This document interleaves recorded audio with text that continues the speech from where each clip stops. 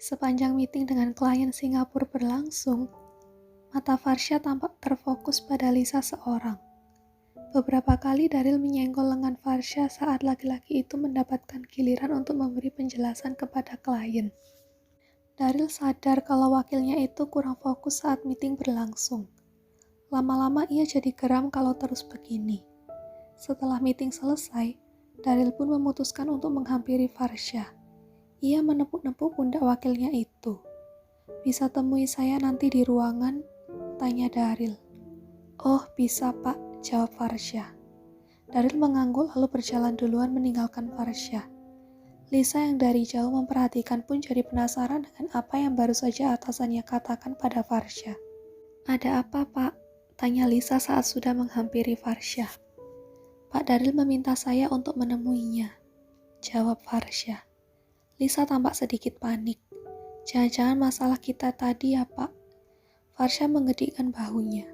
Ia sendiri tak bisa menerka apa yang akan dibahas oleh Daryl dengannya. "Semoga baik-baik aja. Feeling saya kenapa jadi nggak enak ya?" "Tuh kan, gimana nih Pak? Kalau saya dipecat gimana?" Lisa panik sekaligus khawatir. Nasibnya tentu akan berubah kalau sampai dipecat karena skandal mesum di kantor bersama atasan. Begini kalau kelamaan jomblo, sekalinya dekat dengan laki-laki malah sama duda keren. Kan jadi susah nolak kalau diajakin yang enak-enak. "Kalau kamu dipecat, ya udah kamu jadi istri saya aja. Tidak perlu kerja lagi kan? Biar saya yang kerja nafkahi kamu dan keluarga," celetuk Farsha dengan asal. Lisa yang mendengar itu seketika merasa berbunga-bunga. Biarpun dulu punya cita-cita jadi nyonya besar perusahaan ini, tapi kalau ternyata malah jadi nyonya dari wakil pemimpin perusahaan, sepertinya sama-sama enak dan tidak rugi juga kan. Farsha orang nomor 2 di perusahaan ini. Tentunya hidup juga akan makmur dan damai, biarpun duda beranak 1. "Ini Bapak ngomongnya serius atau bercanda? Apa Bapak beneran mau nikahin saya?" tanya Lisa untuk memastikan. Kalau serius tentunya Lisa tidak akan menolak tawaran itu. Mimpi orang tua Lisa untuk memiliki menantu yang anak gedongan semakin terbuka lebar. "Memangnya saya kelihatan bercanda?" tanya Farsha balik. Lisa jadi malu-malu meong. Wajahnya memerah, sama seperti warna bibirnya yang merah merekah. "Berarti hubungan kita ini sekarang apa, Pak? Udah resmi pacaran? Atau mau langsung dilamar aja?" Farsha tertegun. Pikirannya jadi tak karuan kalau ditanya masalah hubungan. Sejujurnya Farsha sendiri belum memastikan pada Lisa apa hubungan yang mereka jalani saat ini. Karena Farsha sendiri tidak pernah menyatakan cinta pada Lisa. Mereka berjalan begitu saja, dan kebetulan Lisa menyambutnya. Sepertinya saya harus segera menyusul Pak Daryl ke ruangannya. Takut kalau beliau nanti malah menunggu lama," kata Farsha kemudian sambil meraih iPad dan beberapa berkas yang ia bawa tadi. Farsha pun pergi, dan Lisa gigit jari. Laki-laki itu merasa lega setelah bisa kabur dari pertanyaan Lisa yang tak bisa Farsha jawab saat ini. Bagaimanapun dia hanya seorang duda yang butuh belayan seorang wanita juga. Kalau untuk mencari seorang istri, tentunya harus melewati persetujuan dari anaknya juga. Sebenarnya yang tadi ia cuma asal celetuk, hanya untuk menenangkan hati Lisa. Farsha sampai di depan ruangan Daryl. Ia mengetuk pintu atasannya itu. Setelah mendengar persetujuan untuk masuk, Farsha pun perlahan membuka pintu dan masuk ke dalam ruangan Daryl. "Oh Farsha, silakan duduk," perintah Daryl. Pemuda itu sudah duduk duluan di sofa yang ada di ruangan tersebut sambil sibuk dengan iPad-nya. Ia meminta Farsha untuk duduk berhadapan dengan dirinya. "Baik, Pak." Farsha menurut dan duduk di sofa yang berhadapan dengan Daryl. Mereka disekat oleh sebuah meja yang berada di tengah-tengah mereka. "Ada apa, Pak?" Daryl langsung mengalihkan pandangannya ke arah Farsha dan meletakkan iPad-nya di atas meja. "Sebenarnya saya mau membahas tentang meeting tadi, bukan tentang isi meetingnya, tapi lebih kepada kamu yang sebagai penyampai materi meeting tapi sepertinya kurang fokus." Daryl melipat kedua tangannya di depan dada. "Tidak tahu sudah berapa kali saya menyenggol kamu, karena kamu tidak konsentrasi. Yang saya perhatikan, mata kamu tidak berfokus pada klien kita yang dari Singapura, tapi lebih kepada sekretaris saya. Betul begitu kan?" Jelas Daryl. Farsha langsung menunduk. "Saya mohon maaf untuk kejadian tadi, Pak. Untuk selanjutnya saya tidak akan seperti itu lagi.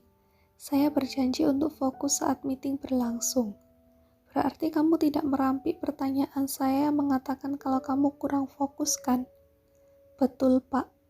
Daryl menarik napasnya dalam-dalam. Kemudian ia embuskan perlahan. "Jadi kamu sudah pacaran dengan sekretaris saya?" tanya Daryl langsung. Farsha bergeming. Ia bingung dengan status hubungannya. "Seperti yang saya katakan tadi, saya tidak masalah kalau kalian menjalin hubungan dalam satu kantor.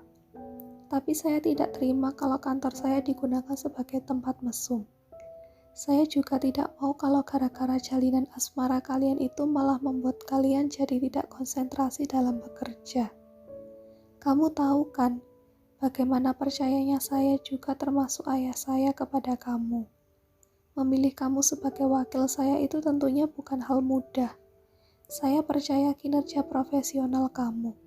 Jangan sampai buat saya kecewa." Jelas Daryl dengan gamblang. Farsha menganggukkan kepalanya. "Saya juga bukan orang suci, tapi kalau urusan kantor sebisa mungkin saya tidak mau mencampur adukkan dengan urusan percintaan. Semoga kamu bisa paham, dan saya harap ini pertama dan terakhir kalinya saya melihat kejadian tadi. Juga melihat kamu yang tidak konsentrasi di depan klien." "Baik, Pak, saya mohon maaf yang sebesar-besarnya karena sudah mengecewakan Bapak dengan sikap saya. Saya berjanji tidak akan mengulangi kejadian itu lagi." Sesal Farsha. Daryl mengangguk. "Oke, itu hal pertama yang saya sampaikan kepadamu. Hal kedua yang mau saya sampaikan, karena tadi kita sudah menjalin kerjasama dengan salah satu hotel terbaik di Singapura, jadi saya mengutus kamu untuk berangkat ke Singapura sebagai wakil dari perusahaan kita." Farsha cukup kaget. Matanya terbelalak. "Ke Singapura, Pak?" "Iya, mereka meminta perwakilan dari kita untuk ikut memantau perkembangan di sana. Jadi saya mengutus kamu sebagai wakil perusahaan. Tidak lama kok, cuma 2 minggu. Jelas Daryl. 2 minggu. Lagi Farsha dibuat terbelalak. "Kenapa? Kurang lama?" Tidak, Pak. Segitu saja sudah cukup. Lantas apa saya sendirian, Pak? Memangnya mau berapa orang? Namanya juga perwakilan. Jadi cukup 1. Apa kamu berpikir saya akan meminta sekretaris saya untuk mewakilkan perusahaan juga?" Curiga Daryl. Farsha sedikit nyengir, memamerkan giginya. "Siapa tahu Bapak memberi 2 orang perwakilan, Pak." Daryl geleng-geleng kepala. Kalau sedang jatuh cinta memang berjuta rasanya. Sampai-sampai selalu ingin nempel berdua.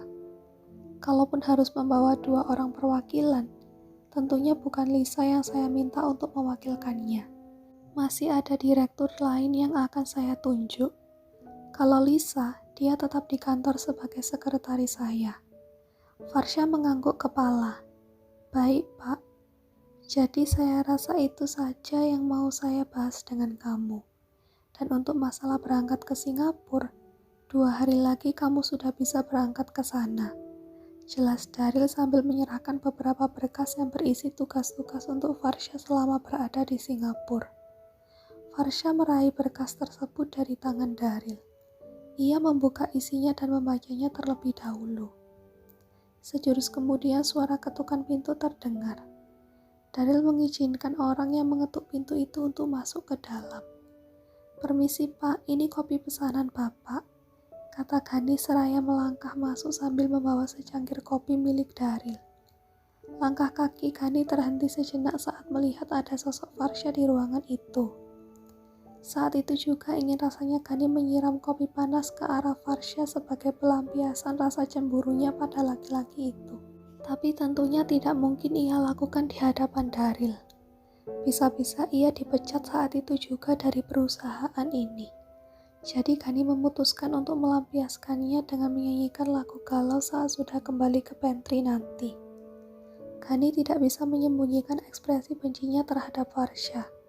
Seandainya saat ini Farsha juga meminta kopi, mungkin Gani akan mengisi cyanida ke dalam kopi tersebut.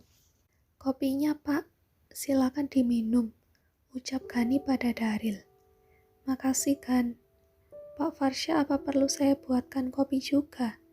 tanya Gani pura-pura ramah. "Oh, tidak perlu, terima kasih," jawab Gani. Daryl sejenak terkekeh melihat Gani yang sebenarnya tak bisa menutup rasa kesalnya pada Farsha.